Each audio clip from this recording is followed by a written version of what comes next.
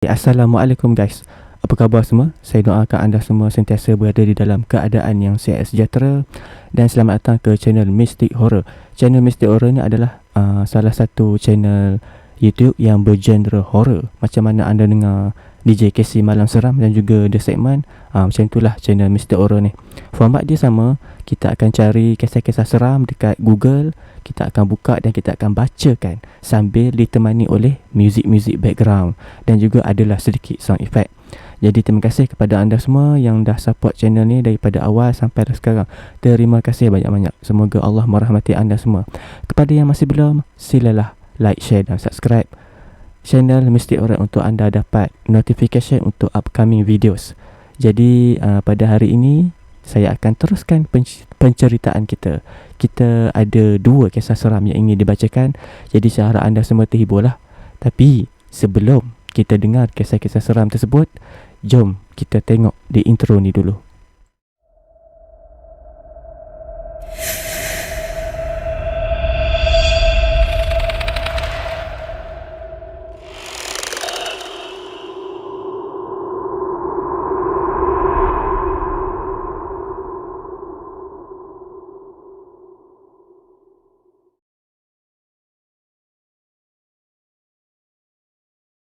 Okay, kita teruskan dengan kisah kita yang pertama. Kisah kita yang pertama ditulis oleh Mas Rangga. Tajuk Batu Arang di Tengah Malam.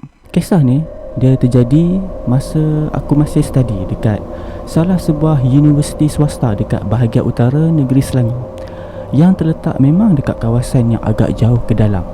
Dari kampus nak pergi ke Bandar Rawang mengambil masa lebih kurang 30 ke 40 minit untuk ke Bandar Rawang, dan perlu lalu kawasan lereng yang jalan dia penuh liku dan selekoh. Dia tambah pula dengan landscape kebun kelapa sawitnya dan hutan yang agak tebal pada masa tu. Nak jadi lebih ekstrim, banyak cerita-cerita aksiden ataupun nahas jalan raya dekat sepanjang perjalanan. Ada yang bertemu dengan lori, ada yang terus meluncur ke dalam gaung, ada yang melekat dekat lereng bukit. Pendek kata, kebanyakan cerita tu ada benarnya memandangkan keadaan jalan pada masa tu, iaitu daripada Batang Berjuntai, Batu Arang dan Kerawang. Nak dijadikan cerita, pada satu malam ni, aku dengan kawan-kawan yang lain naik 2 motosikal pergi ke Bandar Rawang pada waktu petang. Dan kita orang ni gatal-gatal lah nak duduk kat mamak, nak tengok bola dekat Pekan Rawang tu sampai 12:30 malam. Dan waktu tu semua masing-masing acah berani. Kononnya time tu lah darah muda masih mengalir, disebabkan pada malam tu cahaya daripada bulan memang penuh dan sangat terang. Aku ni pula rasa dah tak berapa nak selesa dah sebelum nak mula perjalanan, disebabkan duk teringat jalan yang nak dilalui nanti. Jadi dipendekkan cerita lah, kami pun mulakan perjalanan yang kurang bijak tu lah. Aku sejak daripada mula lagi dah rasa tak sedar hati. Pada awal perjalanan, kawan yang naik motor dengan aku ni tiba-tiba tanya, "Weh, tebal betul lah hutan kat sini. Ni mesti ada makhluk yang duduk kat sini. Biar muka buruk tapi jangan bodoh." Balas aku yang cuba lawan perasaan takut. Sejak daripada awal aku dah mula rasa ada benda yang perhatikan kami tengah naik motor. Aku macam nampak ada benda ikut kami, tapi melalui ekor mata akulah. Tapi pada masa tu aku masih tak pasti apa benda yang ikut kami naik motor tu.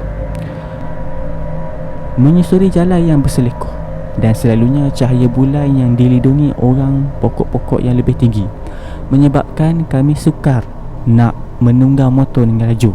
Bayangkan kami bawa motor hanya sekitar 70 ke 80 km saja.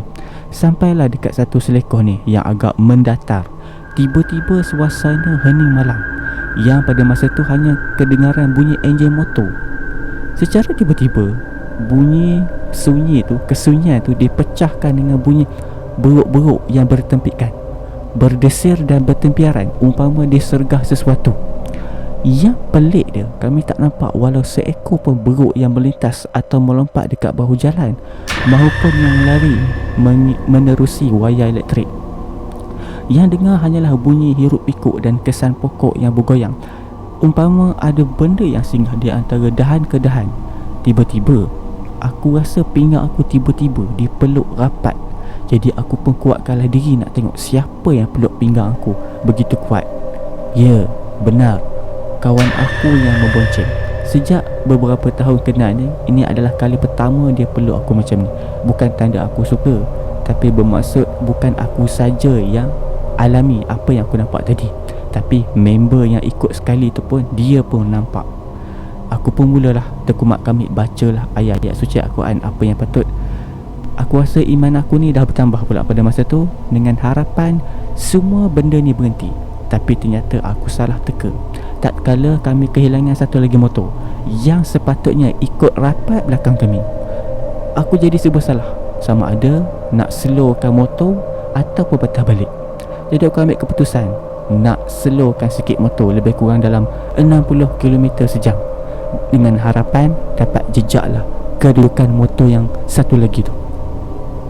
Aku cuba nak pusing ke belakang, dan ini kali seterusnya aku dikejutkan. Dekat belakang pembonceng aku ni, kira member aku ni lah, ada benda yang melekat dekat belakang dia, dengan rambut, dengan kain yang mengurai panjang. Bayangkan perasaan aku pada masa tu. Nak je aku terajang kawan aku tu jatuh tinggal dekat situ. Tapi mengenangkan kawan, aku tak berani nak buat macam tu. Aku hanya pulas throttle motor tu sikit je. Tapi jauh di lubuk hati aku risau keadaan dua lagi member. Sampai dekat satu simpang, aku nampak ada sebuah motor yang tengah tunggu giliran nak masuk ke jalan yang kami lalu. Bila kami tengok betul-betul, rupa-rupanya itu adalah member kami yang terpisah tadi. Rasa lega bila dapat jumpa balik, tapi rasa lega tu untuk sekejap sajalah. Member kami yang tadi cuba nak ikut belakang kami rapat, dan dia orang membunyikan horn motor dengan begitu panjang dan berulang-ulang. Dan bila aku pandang ke belakang, aku nampak dia orang bagi isyarat suruh laju. Dan pada masa tu aku yakin yang dia orang mesti nampak sesuatu. Pada masa tu aku nak je pura-pura pengsan. Lepas bangun terus ada ke hospital. Dah tak perlu dah nak lalui semua ni. Tapi itu hanyalah satu imajinasi pendek dan penyelesaian bodoh aku pada masa tu. Itu ingatan aku yang masih jelas sampai sekarang. Tapi masih ada lagi lah beberapa kejadian lepas tu, tapi aku dah tak berapa ingat. Sehinggalah sampai ke rumah, berebut-rebut kami nak masuk dalam rumah. Motor dan helmet kami biar macam tu je, bergelimpangan. Masuk je rumah, semua pakat cari. Semua tidur atas katil singgah yang sama, sebab terlalu takut. Alhamdulillah kami dapat tidur dengan lenanya. Sampailah pagi esok kami bangun, dan barulah tanya apa sebenarnya yang berlaku pada malam tadi. Jadi aku tanyalah pada kawan aku, macam mana dia orang boleh ikut jalan yang lain sedangkan gerak sama-sama daripada awal. Ini adalah jawapan daripada member aku. Dia orang nampak kami belok dekat satu simpang. Bila dia orang tengah bunyikan horn, aku buat tak tahu. Dia orang cuma ikut je lah, sebab mungkin dia orang ingat aku ni nak cuba jalan lain. Dan bila dah hampir dekat kepala simpang, kami terus hilang, dan tiba dia orang nampak kami datang daripada arah yang lain. Sambung kawan aku lagi, dia orang nampak ada benda dekat belakang member yang membonceng. Makhluk tu dia peluk daripada belakang. Nak describe dia, rambut panjang, manakala dekat bawah motor aku ada satu lembaga berbungkus tergantung. Waktu tu berdirilah segala bulu roma kat badan aku bila dengar kawan aku ni bercerita. Lepas habis membawang tentang kejadian malam tu, kawan aku yang bonceng ni bangun nak mandi. Bila dia pusingkan badan dia, ada jelas kesan lebam, garis hitam. Jadi itu adalah kesan cakar. Memang sangat jelas. Kawan aku tu pun terkejut sebab dia tak rasa sebarang kesakitan. Dan kami pun bawa lah dia pergi berubat. Kita orang minta adalah seorang pakcik ni yang duduk dekat dengan rumah kami, nak tolong tengokkan apa yang tak kena dengan member ni. Jadi pakcik tu pun dia ambil air mineral dan limau nipis. Dia baca ayat-ayat suci Al-Quran sikit-sikit. Dia suruh kawan aku mandi dengan air tu sekali sebelum subuh, sekali sebelum maghrib. Ulang selama 3 hari berturut-turut. Dan Alhamdulillah kesan tu pun kurang dan menghilang. Menurut pakcik tu, kawan aku ni dia pergi tegur apa lagi, dan benda tu pun ikutlah. Masa tu aku rasa nak je aku lempang muka member aku ni, sebab mulut dia cabul sangat. dia pergi tegur pada malam tu. Pengajaran aku pada masa tu, tak payahlah nak meronggeng, especially lewat-lewat malam. Tambah-tambah pula kalau dah tahu anda kena lalui sesuatu yang berbahaya, jalan gelap, lorong gelap dan sebagainya, tak perlulah keluar lewat malam. Kalau dah tahu lorong gelap ataupun jalan yang gelap itu adalah jalan shortcut untuk anda balik ke rumah. Apapun, terima kasihlah baca cerita aku yang tak berapa seram ni. Kawan aku yang cabul tu pun dah berperangai elok dah sekarang. Dia pun dah tak balik lewat malam, dia balik pagi esok dia. Sekian. Okey, itu adalah kisah kita. Yang pertama, kisah berkenaan pengalaman menunggang motor. Seram kena peluk. Bayangkan anda naik motor, anda bonceng motosikal, ada benda peluk anda daripada belakang. Seram. Okey, terima kasih. Kita teruskan dengan kisah kita yang kedua.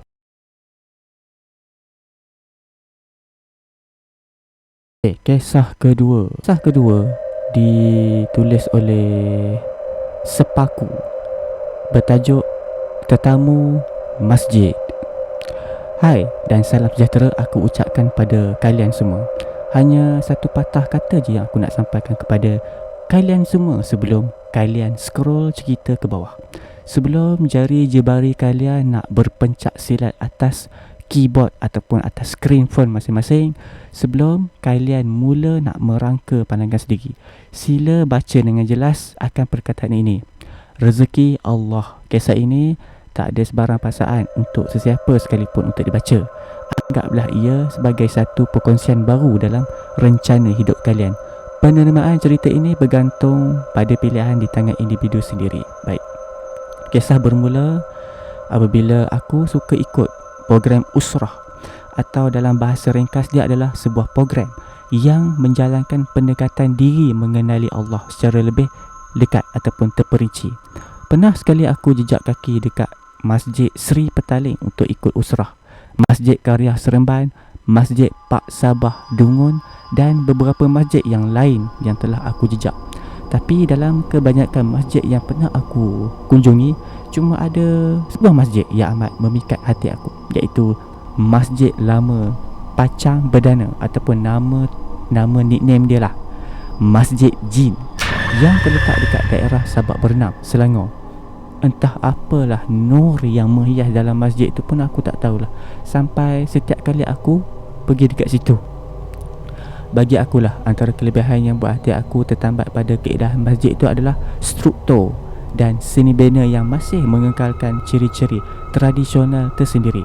Aku pada waktu ni tengah menjalani program Usrah tanpa sebarang anjuran terbuka daripada mana-mana pihak atasan masjid. Perantauan aku pergi ke masjid tersebut disambut dengan secebis pengalaman seriau serta sedikit keinsafan. Antara detik seram yang aku dah lalui adalah mendengar suara orang berzikir pada pagi hari dalam gelap. Dia berlaku pada pukul 4 pagi waktu kami tengah tidur-tidur ayam. Kejadian itu juga didengari oleh 3 orang sahabat semusafir bersama seperguruan kami. Yang pelik dia, tak ada seorang jemaah pun yang aku jumpa dalam masjid tersebut, melainkan cuma kami berlima saja. Setelah aku tengok sekeliling bahagian dalam masjid, memang tak ada orang, hanya kami berlima saja yang tidur dalam masjid tersebut. Jadi siapa yang berzikir dalam gelap? Tapi aku juga sempat rasalah macam mana diri aku pernah dikejutkan oleh somebody. Waktu aku lelap sekejap di penjuru kanan pintu masuk masjid selepas settle berwirid pendek, dia berlaku di antara jam 1 pagi, di mana itu adalah waktu yang aku biasa buat solat tahajud. Ada ketika dia diri ni rasa seram dan juga sebaliknya. Tapi apa-apa pun, aku hanya mampu berserah kepada Allah SWT saja. Manakala daripada cerita pihak kawan aku ni pula, dia orang pernah cerita dekat aku lah, waktu adalah salah seorang di antara dia orang yang sedang buat solat sunat tahiyatul masjid bersendirian. Dia orang rasa seolah-olah ada jemaah yang ikut serta bersolat, siap sempat lagi mengaminkan doa sahabat aku selepas habis solat sunat. Bila dia tengok untuk salam, tak ada siapa pun dekat belakang saf.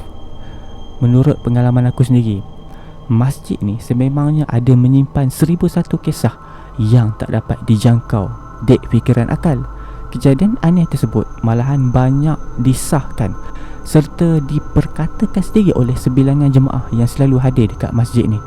Mungkin ada jugalah yang beranggapan bahawa masjid ni hanyalah satu tahyul, kerana tak mungkinlah sebuah masjid mampu menjadi sebuah tempat misteri. Tapi aku percaya ianya ada, kerana masjid tak pernah tutup dan tidur. Bahkan ia sentiasa menjadi tempat singgasana bagi seluruh makhluk Allah, termasuklah makhluk alam sebelah. Sungguhnya telah banyak yang aku pelajari melalui detik pengalaman bermusafir ke serata masjid yang pernah aku jejak selama hayat di kandungan badan, dan hanya Allah sajalah yang maha merancang dan maha mengetahui. Maafkanlah aku seandainya aku gagal menawan hati kalian dengan kekurangan elemen seram pada cerita kali ini.